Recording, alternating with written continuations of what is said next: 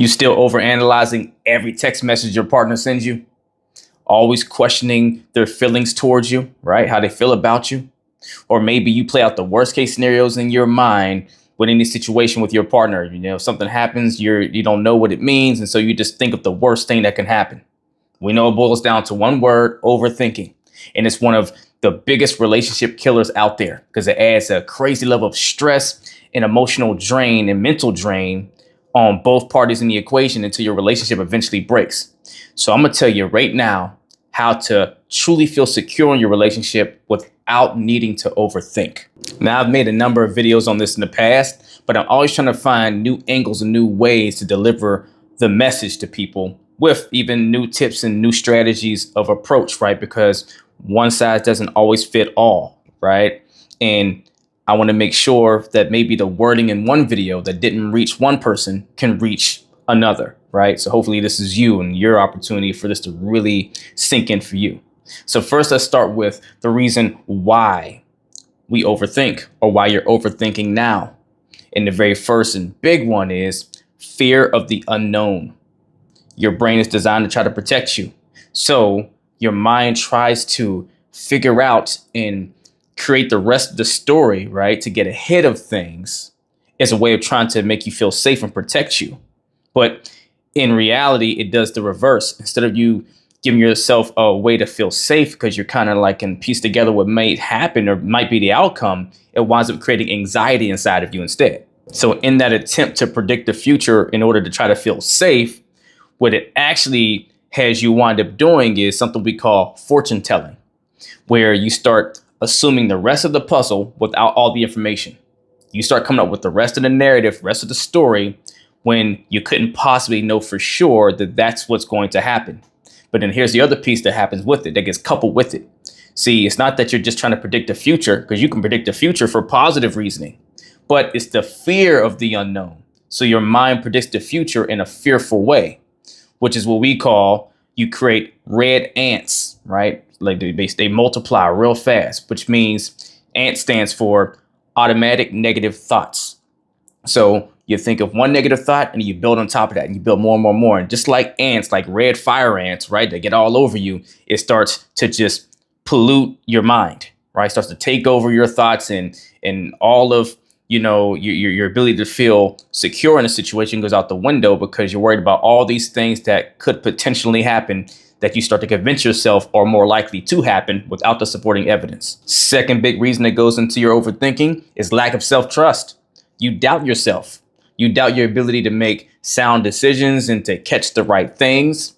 And ultimately, you doubt your own sense of worth in your relationship. And so if you don't trust your own ability to have discernment, and then you don't even trust that you're valuable enough for your partner to not go do the worst things or stuff that's going to end up in a really bad result for you, then yeah, you're going to be really anxious and you're going to have to try to work around these insecurities, and you're going to have to try to puppeteer everything. You have to know everything. You have to be on top of everything. You have to read into every message or text message you get, 10 levels deep, just to make sure that you're not going to get a painful outcome, or it's not going to confirm that ugly little truth you feel that there is about yourself, that you're not enough for them to want to stay just because you're worth it or whatever, or that they won't, do you dirty because you're actually enough and they value enough to not want to do that.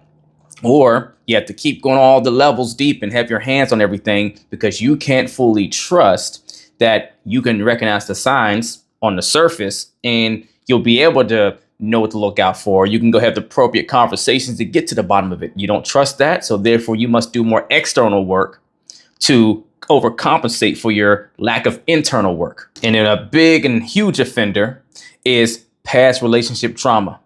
If you've been cheated on, if you've been ghosted, maybe abandoned, your brain naturally, because it's sensible to try to protect you, starts to see relationships as a danger zone, to where no matter what your partner does, no matter how trusting the relationship seems and how secure the environment is, you don't feel secure inside of you because you have unhealed wounds. So it makes you put a target on your relationship to where you must always do something about it, which turns into overthinking to make sure you don't get bamboozled again. No one gets one over on you again. You don't get hurt in this really painful way again that you might not be able to recover from. So ultimately, overthinking isn't helping you, which is its intended goal. It's doing the opposite. It's sabotaging you, right? Because it makes you need to cling on to the need for control, causes you to doubt your partner, and ultimately wind up pushing love, i.e. your partner, away. So if you're going to stop overthinking, you have to break the cycle and shift the way you see love. And the best way we shift anything mentally is you have to rewire your mindset for clarity, not confusion. So a great example of how you begin this is, instead of assuming the worst, ask yourself this: what if things actually worked out for the better? So instead of creating red ants, right, automatic negative thoughts, right, how about you create the reverse and say, well, what if everything went amazingly in this situation? Think more towards what you want, not what you don't. Where focus goes, energy flows, and that's what grows. So the more you focus on the pain point, the experience you don't want to have, the more you give energy to it, the more it starts claiming your body and putting that more anxiety into you. And then it starts growing and starts turning into real, legit fear. But when you train your mind to think about what you do want and all the possibilities of how it can go great, then now you give yourself a reason to feel optimistic, and you don't feel anxiety. You feel excitement, right? You feel expressive, expansive, right? And so the next thing you got to start doing is stop buying into feelings of anxiety as if they're facts when they aren't.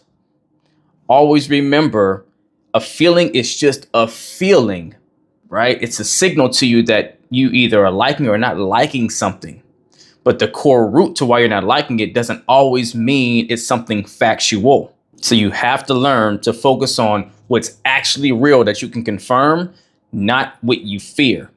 Because fear is literally something you have a concern towards that is unknown, right? It hasn't happened yet. You don't have enough information to say it's definitely going to be that thing. That's why it's fear instead of you being concerned for something intelligently, right?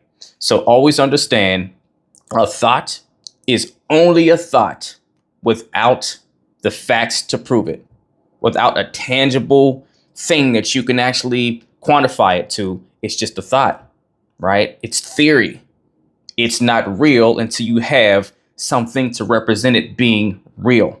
Now, let me be clear here. That doesn't mean that you haven't had past experiences, maybe in your relationship with your partner, to where you've experienced some things that contributes to why you have this fear, right? And so it's understandable to say, okay, well, maybe my partner lied to me in the past for some reason. And so now I'm concerned that they'll lie again, but it turns into fear because if they lie with this, it's going to be this whole other thing. That's fair, but keep it strict and tight to what's actually been real. Maybe your partner did lie in the past, but what was the result from that? Why did they lie? Was the reason why they lied addressed? Have we resolved that? Have they lied since then? Have we been having a better experience? Have we talked through it? Have we done things to where I don't have to continue to hold on to that past experience and apply it to a new circumstance with some unknown variables? Because whenever you start taking some pieces that are known and you add the unknown to it, now you're just imagining and you're creating the rest of the journey, right? Fortune telling without actual valid information. And so the problem is you're taking something that could have been a real component, adding fictitious components or components that are not confirmed yet, but you're creating very real mental, physical, and emotional experiences for yourself tangibly. That's just not efficient, and it's just an unintelligent way to operate for yourself, and it puts yourself in a bad position that then starts to emit through your relationship and becomes bad outcomes. The second thing you got to do is build unshakable self-trust. Confidence in relationships comes from your ability to trust yourself, not just your partner. At the end of the day, no matter what your partner does to instill trust in you, it won't matter if you don't fully trust your ability to trust that, to trust them, trust what they say, trust what they do, right?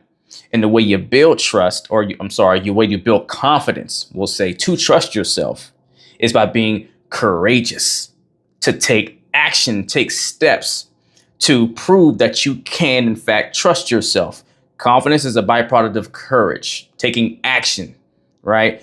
Being courageous to take actions that turns into confidence because you're giving yourself proof that you can actually trust in yourself. right? So the reason why we get to overthinking and have to do all this puppeteering and controlling things is whenever we don't trust our vetting abilities, because maybe we got hurt in the past, maybe you did get cheated on, maybe you got abandoned, all the things and you didn't see the signs then. So instead of fearing, oh, it's going to happen again, I missed it back then, how about use your past experiences as some of the best vetting practice grounds, right? Go back, review the things you missed. What didn't you see?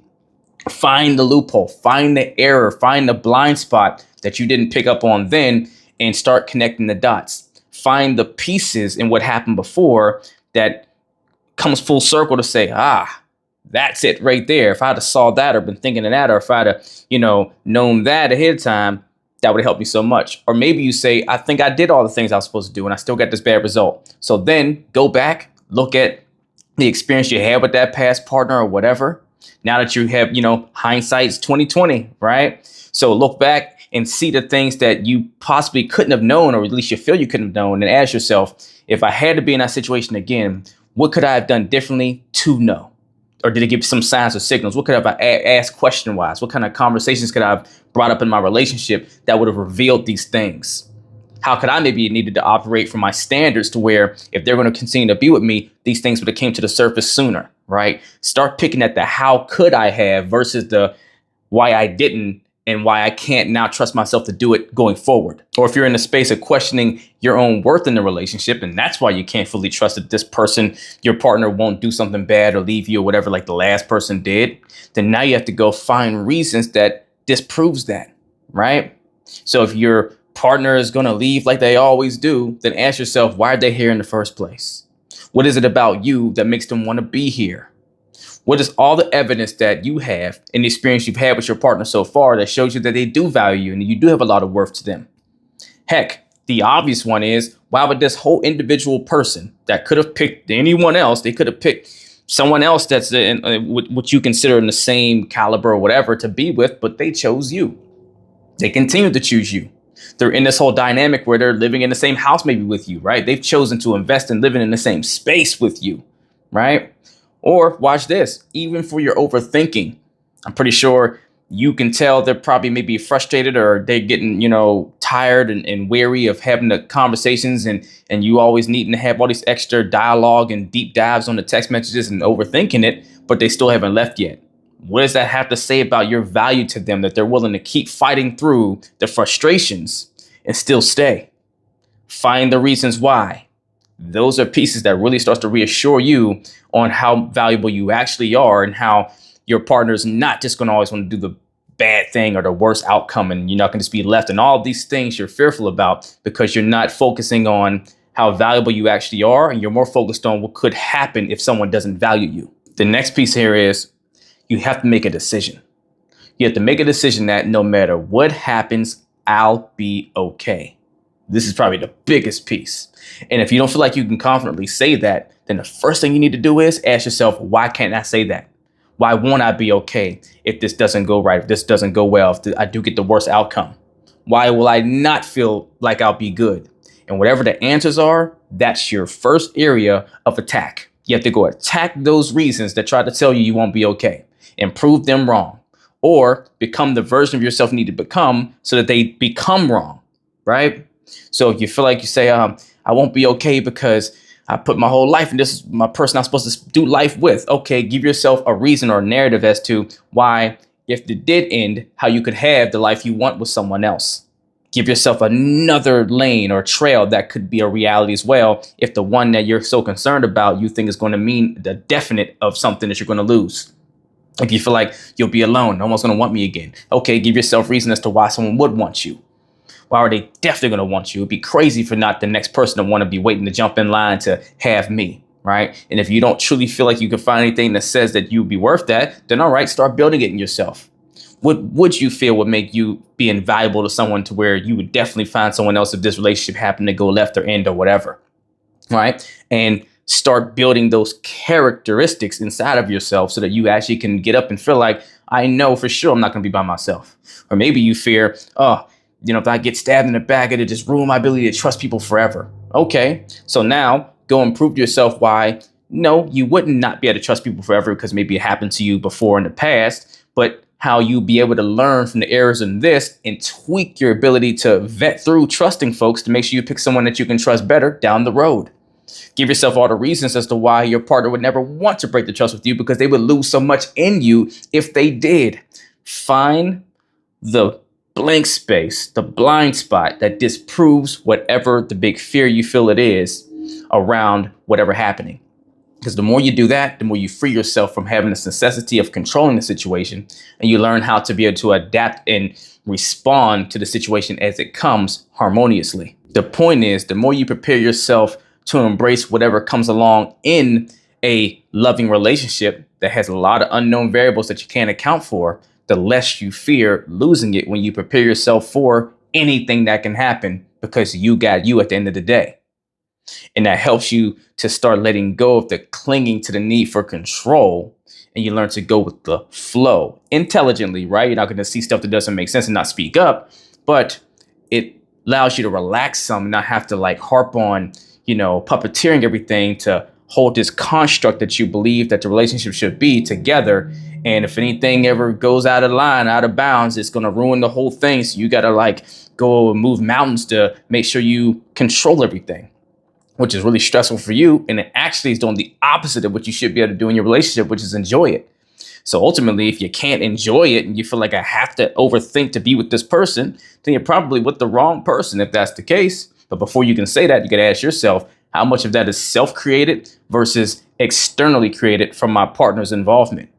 And more often than not, if you're an overthinker avidly, then it's mostly coming from you internally. So the more you make a peace with that inside, the more outside you won't need to do to try to puppeteer things. Because when you're truly confident in your relationship, you don't chase, force, or overthink things. Because ultimately, overthinking doesn't create love, it destroys it.